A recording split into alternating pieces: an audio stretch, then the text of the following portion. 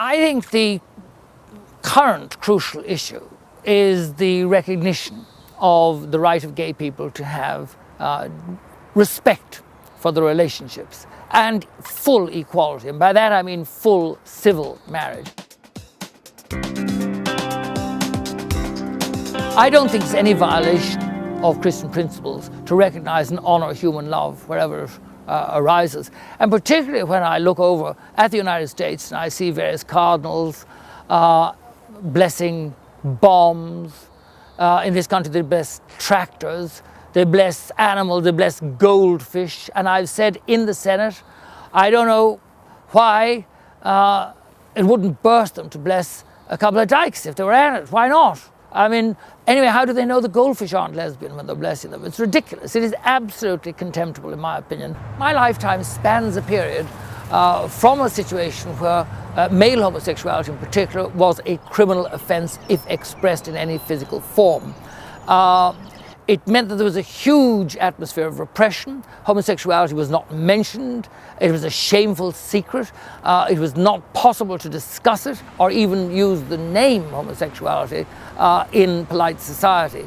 How I realized I was gay as a young person was that I felt my feelings to be perfectly natural. I started discovering that I had romantic yearnings towards these lovely muscular men on the beach and so on. I found them very aesthetically appealing. Then I noticed a certain disorder among some of my friends.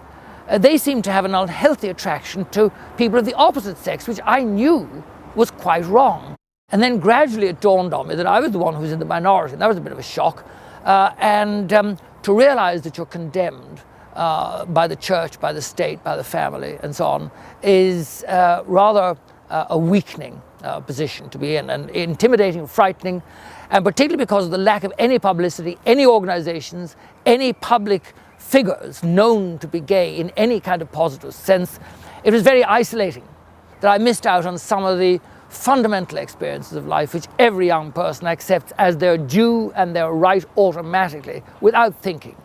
To hold hands at the back of a cinema, to experience romance, to write these silly little adolescent love notes to somebody else, to go to a dance and hold somebody that you find attractive and love them for themselves and their personality and their physique, and hold them close to you and whisper sweet nothings.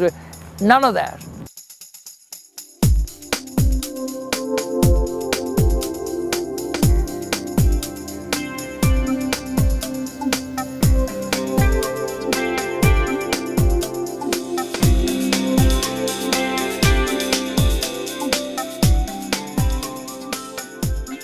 I've heard so many times from people over the years who said that they were sitting with their father and a news item or an interview or something came up with myself, and the father would throw a slipper at the television and say, "That bloody old poof, that old faggot, oh, I'd string him up. If a son of mine was like that, I'd kick him out." And I'd ask every parent to consider how painful, how destructive that might be, and what it might lead to, because there's a very high instance proportionally of suicide, in Ireland at least, among young gay identified males. Every family has its gay skeleton, but it needn't be a skeleton. They can put flesh back on that skeleton and help that individual human being out of the closet, and it is in every family. I think we've got to build alliances with decent, fair-minded people who are not gay, because after all, this is not a gay issue. This is a human rights issue. This is a civil rights issue. I would like to think that the situation is now such that people can come out, particularly in the West.